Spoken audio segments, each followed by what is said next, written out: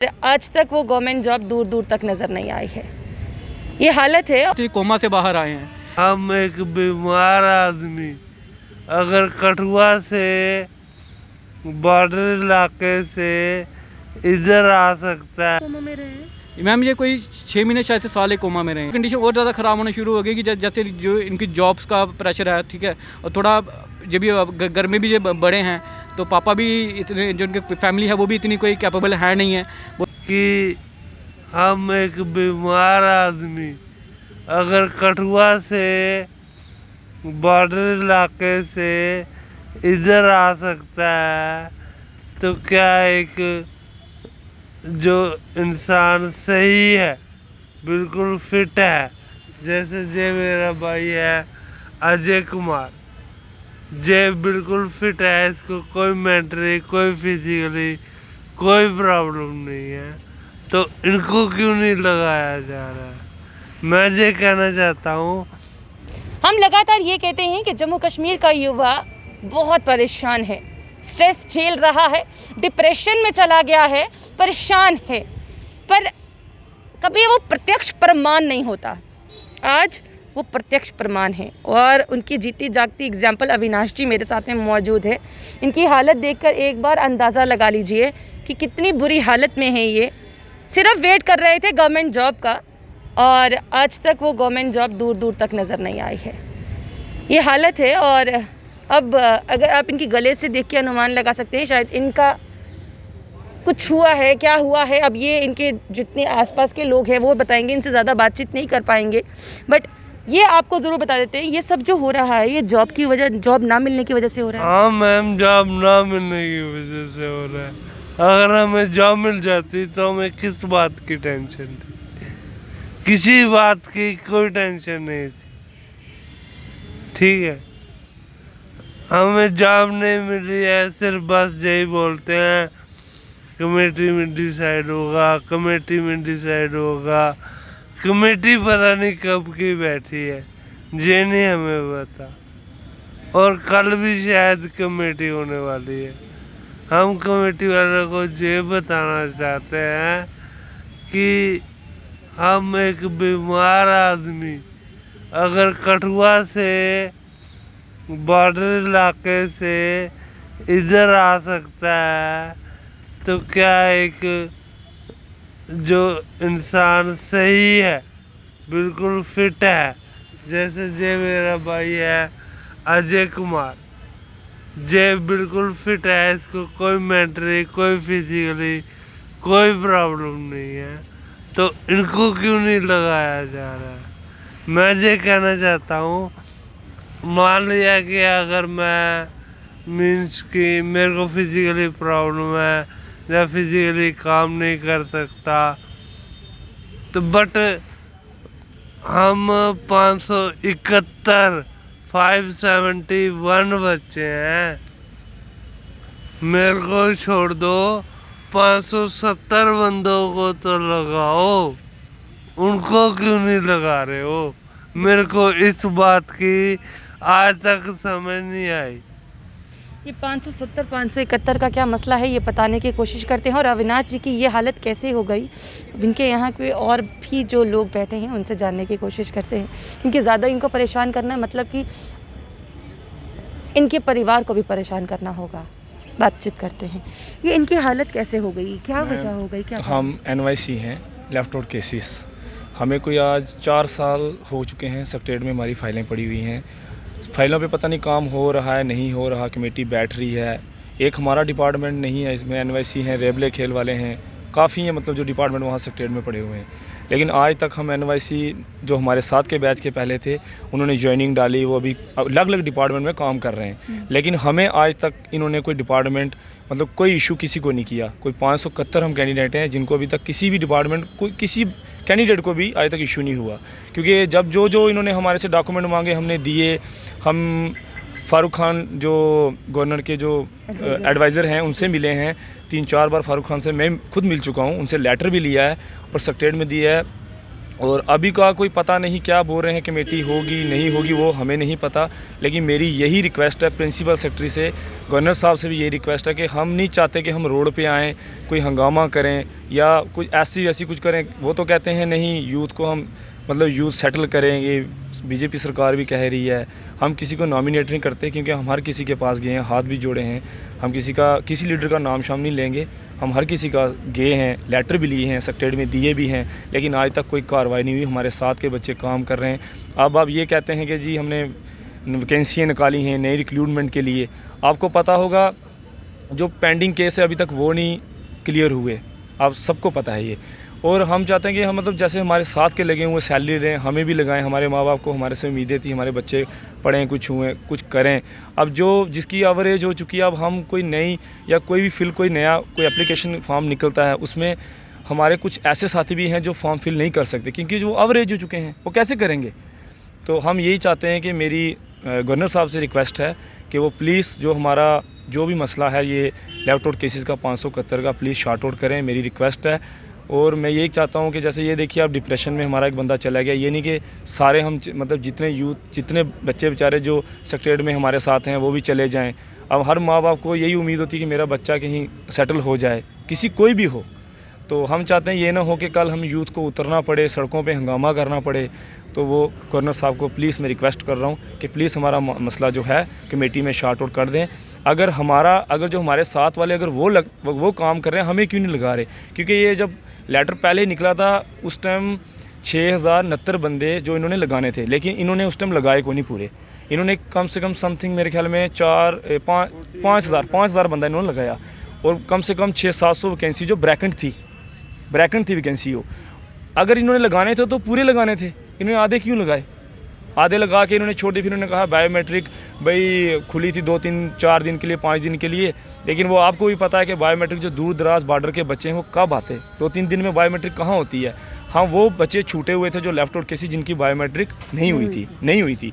तो इसमें सबसे ज़्यादा है बॉर्डर इलाके के बच्चे जो बेचारे आ नहीं सकते थे, जो गाड़ी भी प्रॉब्लम, कईयों के घर एक लड़का होता है जिसकी माँ बीमार होती है, बाप बीमार होता है, कहीं के घर डेथ भी हो जाती है, 100 प्रॉब्लमें होती हैं और सबके घर होती हैं। मैं ये चाहता हूँ कि चलो अगर ये हमारे से हर फॉर्मेलिटी मांगते रहे, हमने दी भी है फॉर्मेलिटी, हमने अपनी ऑर्डर कॉपी टेस्टेड दी हैं, जो उन्होंने फॉर्मेलिटी मांगी हमारा रिकॉर्ड सेक्रेटरी में पड़ा हुआ है, सब कुछ प्रिंसिपल सेक्रेटरी को भी पता है, स्पेशल सेक्रेटरी को भी पता है। मैं आपके चैनल के माध्यम से रिक्वेस्ट कर रहा हूँ गवर्नर साहब तक, अगर मेरी बात पहुँच रही है, मैं यही कह रहा हूँ कि अगर इन्होंने करना था तो सबको करना था। आधे देखो आज हम खज्जल हो चुके हैं, हम कोई भी फॉर्म हम फिल नहीं कर सके, हम एवरेज हो चुके हैं। तो अब हम कहाँ जाएंगे? अगर वो जो वैकेंसी बची हुई है 600-700, क्या वो हमें मिल नहीं सकती? हमें हमारी वही वैकेंसी दे दें जो हमारे बैच के बच्चे जो पहले लगे हुए हैं उन्हीं के साथ हम ज्वाइन हो जाए और हमें डिपार्टमेंट मिल जाए। मेरी यही रिक्वेस्ट है मैम, बस। जम्मू कश्मीर के युवाओं के साथ फिर आखिरकार अब क्या सोचा जा रहा है कि सबकी हालत इसी तरीके से जिस तरह की आज अविनाश जी की हालत है, सबकी वैसी हालत होगी, फिर युवाओं के बारे में सोचा जाएगा?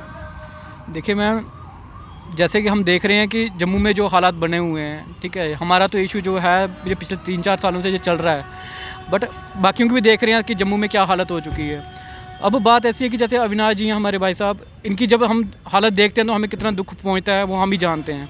जब ये हमें फ़ोन करते हैं कि अब अपनी हालत बताते हैं, जैसे कोमा से बाहर आए हैं, तो इनके पेरेंट्स पे क्या गुजरती होगी वो हम ही जानते हैं, जहाँ इनके पेरेंट्स जानते हैं। तो यही हम कितनी देर ये कोमा में रहे हैं? मैम ये कोई 6 महीने शायद से साल कोमा में रहे हैं ये। और कब इनकी कंडीशन ऐसी हो गई थी? ये उसके बाद इनकी कंडीशन और ज़्यादा ख़राब होना शुरू हो गई कि जैसे जो इनकी जॉब्स का प्रेशर है, ठीक है, और थोड़ा जब भी घर में भी जो बड़े हैं तो पापा भी इतने, जो उनकी फैमिली है वो भी इतनी कोई कैपेबल है नहीं है, वो भी एक नॉर्मल फैमिली से बिलोंग करते हैं। तो ये इनके घर में क्या गुजरती होगी ये जानते हैं, जान की फैमिली जानती है। तो बात यही है कि हमारा इशू जो 4 साल से रुका हुआ है, ये सिर्फ तो एक कैंडिडेट हमने आपको दिखाया है। हमारे लेफ्ट आउट एनवाईसी में और भी बड़े सारे ऐसे होंगे जो शायद से सामने भी ना आना चाहते होंगे कभी।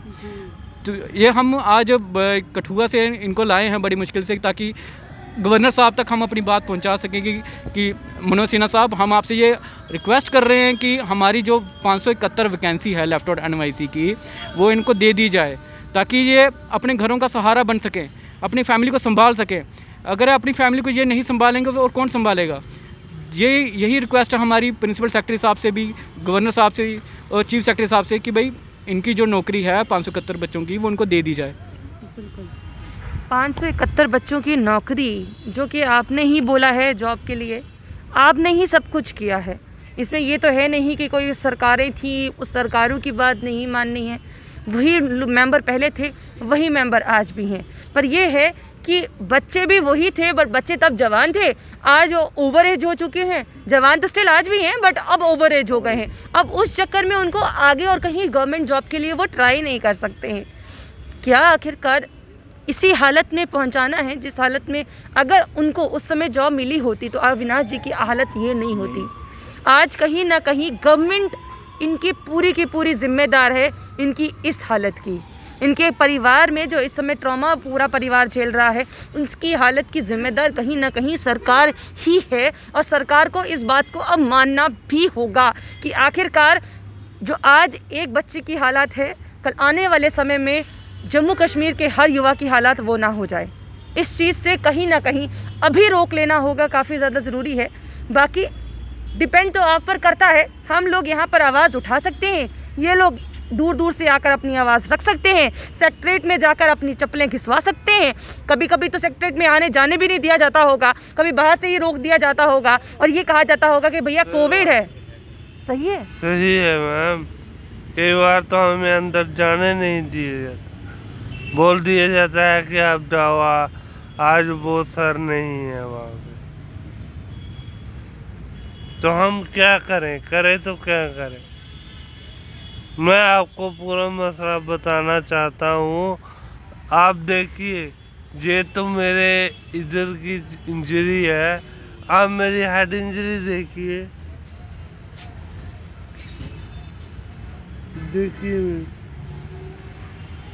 यहाँ से लेकर यहाँ तक मेरा पूरा सर खुला हुआ है। ये हड्डी मेरी निकाल कर 1 साल तक इधर रखी।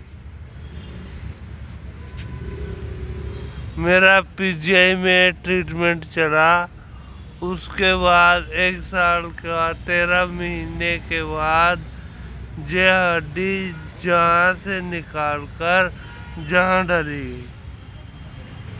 तो मैं अपने घर में बड़ा हूँ, मैं चाहता हूँ कि अपनी फैमिली को स्ट्रॉन्ग करना। स्ट्रॉन्ग कैसे करूँ, कैसे स्ट्रॉन्ग करूँ मैम, आप ही बता दो। दिहाड़ी लगा के कोई स्ट्रॉन्ग तो बन नहीं सकता। कितने पढ़े हैं आप? मैंने बीएससी करी हुई है, अब एमए कर रहा हूँ मैं इंग्लिश में। ये मेरे जम्मू कश्मीर के पढ़े लिखे युवाओं की हालत है। सोचिए, जो 12th पास हैं उनके लिए क्या ही नौकरी होगी आपके लिए, जो एमए कर रहे हैं, जो बीएससी कर चुके हैं, आज उनकी वो हालत है। आज रोना आता है। ये जम्मू कश्मीर के युवाओं की हालत हो गई है। और फिर भी अगर गवर्नमेंट ना तो समझना चाहती है, ना सुनना चाहती है, तो जनाब सीधा कह दीजिए हमें युवाओं से कोई मतलब नहीं है। हमने आंखों पे हाथ रख लिए हैं, कान बंद कर लिए हैं बोलने के लिए, अब ज़ुबान हमारी खुलेगी नहीं। फिर तो ये लोग भी बैठ जाएंगे, कुछ ना कुछ कर लेंगे जो करना होगा, पर एटलीस्ट बोलने की कोशिश तो कीजिए। ये सुनना आप ही को चाहते हैं। अपनी आवाज़ हमारे तरफ से आप तक पहुंचा रही हैं। आप चाहे हमारी तरफ से या खुद आकर इनकी बात कर लीजिए। सिर्फ ये मत कहिए कि हम मीडिया वाले अगर सवाल उठा रहे हैं तो हमारा तो इसमें कोई अपना काम नहीं है। हमारा अपना काम सिर्फ इतना ही है कि हम इनकी आवाज़ उठाएं, आप तक पहुंचाएं, बस। आगे आप खुद जान लीजिए कि ये किस हालत में है, आप खुद ही समझ जाएंगे। ये सिर्फ एक एग्ज़ाम्पल है जो आज आपके सामने है, ऐसी कई एग्ज़ाम्पल्स हैं।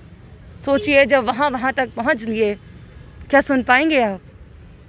ट्रीटमेंट का खर्चा देना तो दूर की बात है, इनको सिर्फ अगर नौकरी ही मिल जाए अपना घर संभाल लेंगे, ये कहना है इनका। आपको क्या लगता है? अपनी राय कमेंट बॉक्स में ज़रूर रखिएगा। बने रहिए जम्मू परिवर्तन के साथ। मुझे और रोहित जी को दीजिए इजाज़त। नमस्कार।